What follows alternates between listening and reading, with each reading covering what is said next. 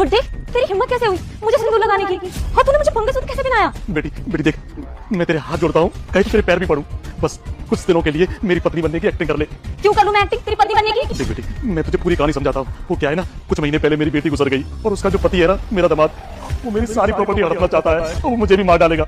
इसलिए देख, तू मेरी पत्नी बनने की एक्टिंग कर ले। बेटा मुझे इग्नोर करके मत जाना, मैं खाटू श्याम हूँ। अगर तू चाहता है कि अब की बार तेरी नौकरी लग जाए तो तू इस वीडियो को लाइक करके चैनल को सब्सक्राइब कर और अपने 3 सच्चे मित्रों के पास शेयर कर और कमेंट में ये वाला इमोजी जरूर भेजना। और मैं अपनी प्रॉपर्टी तेरे नाम कर दूंगा। मैं कोई एक्टिंग नहीं करूंगी, समझ आ गई तुझे? निकल यहाँ से। देख देख, मेरा दामाद इधर ही आ रहा है, मुझे लगता है उसको पता चल चुका है, वो इधर ही आ रहा है। अब ठीक है, रो मत, मैं करती हूँ कुछ। अरे ससुर जी, ये लड़की कौन है? ये मेरी नई पत्नी है। नहीं पत्नी, लेकिन आप लोगों की शादी कब हुई? अभी अभी शादी की है, देखिए इसके गले में मंगलसूत्र भी है। तू हंस क्यों रहा है? वो हंस मैं इसलिए रहा हूँ ससुर जी, अगर मैंने आपको बता दिया तो आपके पैरों के नीचे से ना जमीन खिसक जाएगी कि ये जो लड़की है ना जिसके गले में आपने मंगलसूत्र डाला है, ये कोई और नहीं बल्कि मेरी दोस्त है। फ्रेंड? तुम्हारी फ्रेंड कैसे हो सकती है? और क्या हुआ अंकल जी, शौक लगा? लेकिन अब कुछ नहीं कह सकते।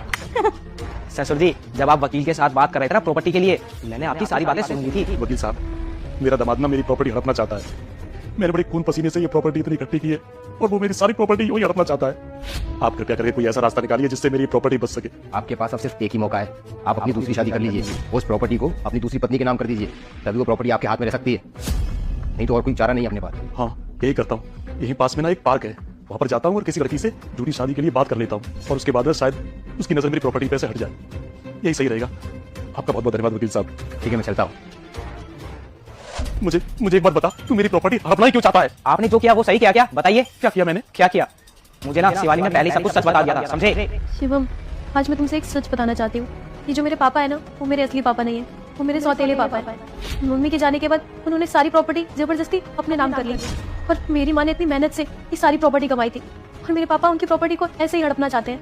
तुम एक काम करो कि उस प्रॉपर्टी को कैसे भी करके अपने नाम करवा लो। यूँ समझ लो कि ये मेरी आखिरी ख्वाहिश है।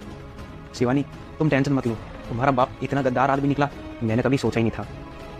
अब तुम्हारी आखिरी इच्छा है, तुम्हारी आखिरी इच्छा मैं जरूर पूरी करूंगा। अगर मैंने तुम्हारी आखिरी इच्छा पूरी नहीं करी तो क्या फायदा मेरा तुम्हारे साथ शादी करने का? तुम टेंशन मत लो, तुम्हारे बाप से उसकी प्रॉपर्टी तो मैं सारी अपने नाम करवा के ही मानूंगा। मैं करता हूँ कुछ। पहले तो मैंने ये सोचा कि लीगल तरीके से आपके ऊपर केस करके आपकी सारी प्रॉपर्टी मैं अपने नाम करवा लूं, लेकिन तभी मुझे आपके इस प्रॉपर्टी के प्लान के बारे में पता चल गया। फिर मैंने अपनी फ्रेंड के साथ मिलकर ये प्लान बना दिया। अब आपने इसके साथ शादी कर ली है, अब आपकी प्रॉपर्टी इसकी प्रॉपर्टी हो गई और ये प्रॉपर्टी मेरे नाम कर देगी। ज्यादा से ज्यादा आप कितने साल जियोगे? 5 साल, 6 साल, 7 साल, 8 साल। उसके बाद आप मर जाओगे। मरने के बाद तो सारी प्रॉपर्टी इसी की होगी, फिर वो प्रॉपर्टी मेरी होगी। तो मेरी इससे शादी कहाँ हुई है? ये तो झूठ मूठ का बस एक्टिंग की थी मैंने।